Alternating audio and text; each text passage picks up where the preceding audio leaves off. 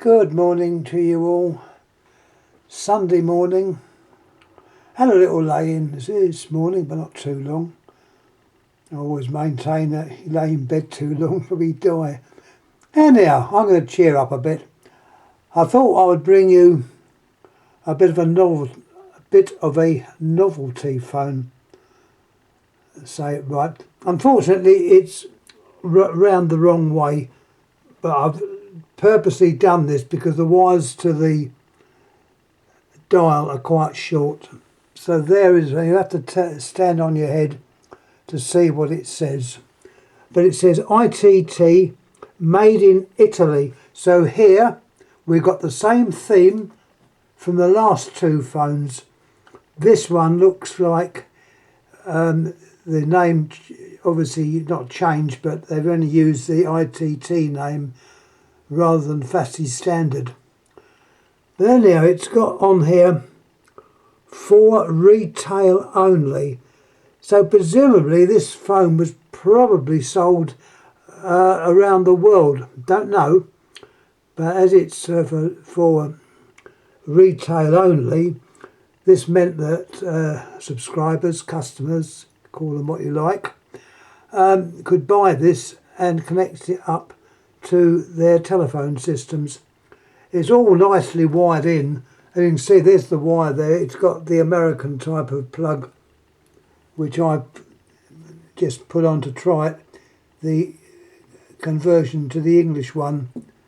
There's a reason I tried it out before giving a little talk on this. I'll come to that in a minute. This obviously has the bell adjuster. As I say, I bought this a long time ago. Let me try and turn him over without breaking any wires off. Take a close-up of that wire just in case a wire does come off. It shouldn't do. Why they're so short, I don't know. I never understand why they don't give what I call maintenance space and stuff to do maintenance, but they obviously haven't here. Anyway, while we're looking at the dial, this is the type of dial which the finger stop moves. I'll show you when I turn it around, I'll show you what I mean. Small dial. These were fitted to the, I think, the trend line. Certain engineers test telephones. They used to call those Batinskis. They use this smaller version.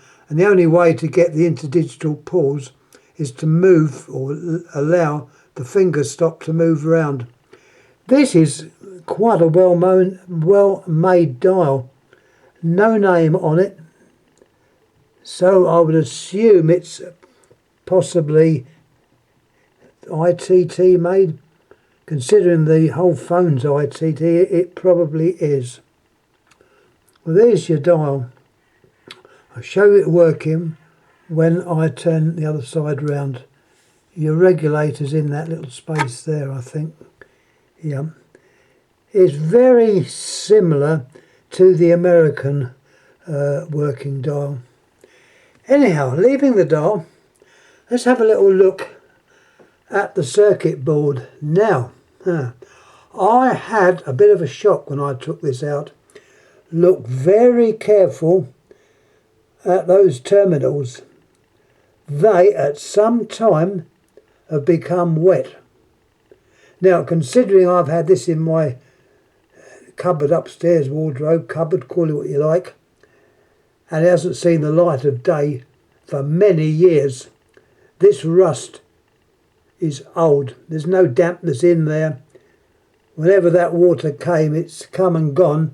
Unfortunately, it's made a little bit of corrosion. So I immediately thought, oh, I bet this phone don't work. Well, I tried it out, and believe me, it does still work, which I'm quite pleased. You'll notice this has a built-in thermistor. That is wired up in the bell circuit to prevent tinkling when you dial, and was used in England on shared service work. It's a little thermistor, which is a bead of carbon in a vacuum, and in fact it's the same type that you'd see in the what was it? No, the Israeli phones often had one of these included. So that's what it's done. It's to prevent bell tinkle. Your other components seem to be okay. There's a little bit of damage, superficial damage I can now say, because I've tried it out and it does in fact work.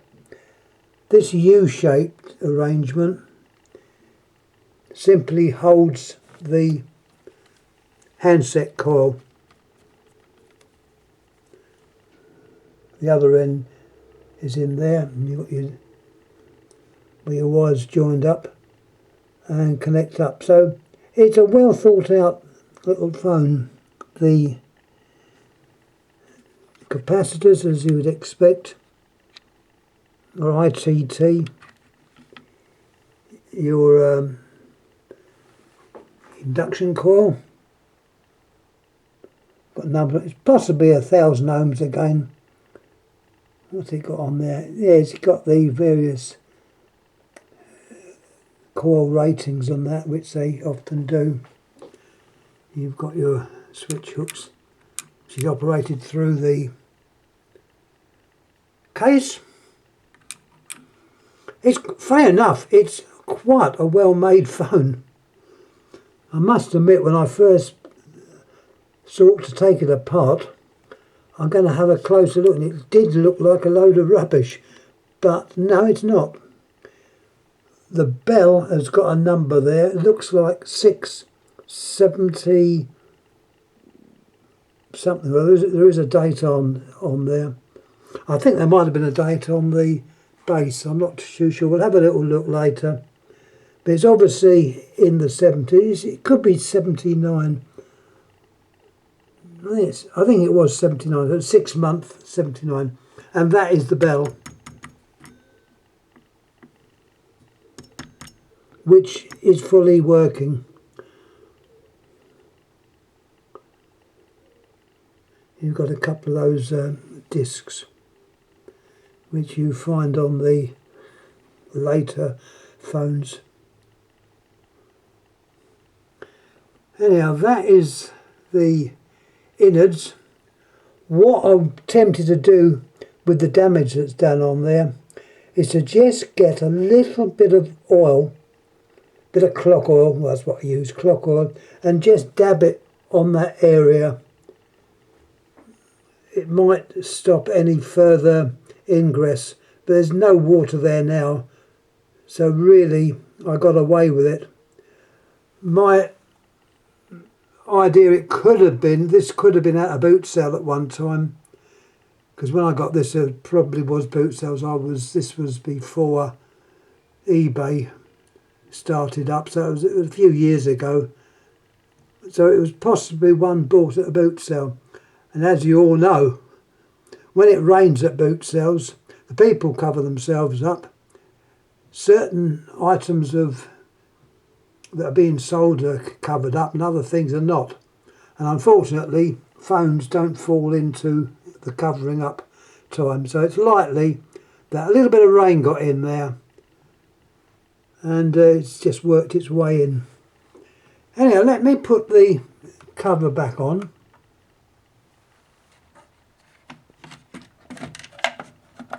It's held on, by the way, with 4 screws. There's what the dial looks like. You can see this is obviously for the American market. You've got O with operator. As you do this, the finger stop moves around, and this is to allow you to get interdigital pulse. That is the time between one train of pulses to the next train of pulses. It's called the interdigital pulse. Well, that's how they do it with these little tiny dials. It's only very small. Now, as I see, it's ITT, no other name on it, ITT. The case, you've got your area there, I presume, for the number. Yet you also got on the handset a space there, which was possibly a number, I don't know. There's no way, well, I can't see any way of taking the, it's taking it apart. But it may be under there, but I'm not going to delve into there. It's obviously working. So this is the handset. And the idea is, of course, to drop that in the top there. And someone else, I wouldn't even know it was a phone. Well, unless they knew this particular model. So it's one of the novelty phones. I don't know if you ever see them for sale now. You probably do, but I haven't for a long, long time. So that is, as I say, the phone by ITT. I think it was a number. Let me turn it around the other way again so we can get a clearer view with it round the right way. And it's still the wrong way round. There we go, 79. 12th month, 79. So that gives you an idea of the age. And this little bit of stuff that's written there. Made in Italy for retail only. And you've got your bell adjuster there. There's the bell adjuster. The 4 screws that go into a nice brass inserts. And they're captive screws, so you're not going to lose them, hopefully. And I would definitely think you can take this handset apart, but I'm not going to. No need. You've got obviously your inserts, receiver and transmitter. And as I say, the cord pulls out. It's sprung so that you let it go and it goes in. So you virtually hide the cord when you put the handset in place. Anyhow, thanks for watching. Any comments please make. I can't give you numbers or anything about this, I just don't know. I think it might be a dual case model, but I don't know, I'm only guessing. So there we are. Made in Italy, obviously sold to the world. A nice little novelty phone of 79. I know it's a few years ago, but I do remember 79. I remember 59. Anyhow, let's not go back to me being old. I'm still getting over for the comments made to me about not having a cat. But that looks like one is being looked at. Hopefully we'll be getting one, but not from that particular person or his organisation. To me it was, well, I thought it was bloody rude. And it worried me a lot. It made me think I was going to kick the bucket the next day. I don't intend to do this, unless anyone else has got any ideas. Anyhow, I'm going to shut up now. Don't know what I'll put up next, but we'll have a look upstairs. There's a few phones, more than a few. And then yeah, just to remind you all, I think it is on the 6th, I think it's the 6th of August, Andy Shed comes back talking at 6:30 on Sundays. It seems ages he's been off air, but I think that's when he starts. So anyone's follows him, it's good because he always has interesting things. He picks up the odd thing from boot sales, or not necessarily boot. Well, it's boot sales and eBay. You just don't know what's out there. But all I would say is if you get anything, make sure it's what it's supposed to be. I've been lucky getting things, but there are a lot of odd things done to phones out there. Innards have been changed, bits have been changed, bits have been added, bits have been taken away. We've even known where induction cords have been taken out. So, I do say buyer beware, and good luck with all your finds. You can still find interesting bits. I'm just waiting for a plant to arrive from Italy. It's been held up obviously due to the bad weather. I was looking out for a Xeriosicius danguii, which is a species of plant belonging to the cucumber family. It originates from a part of Madagascar. Anyhow, I find them not easy, and I wanted to get as many clones as I could so that if they get flowers, hopefully I'd be able to tickle them up, considering they're in male and female are on separate plants. It's called dioecious. Anyhow, there was advertised in eBay under the name Xeriosicius danguii a plant which wasn't danguii. Now they say they're sending that plant along, and I thought,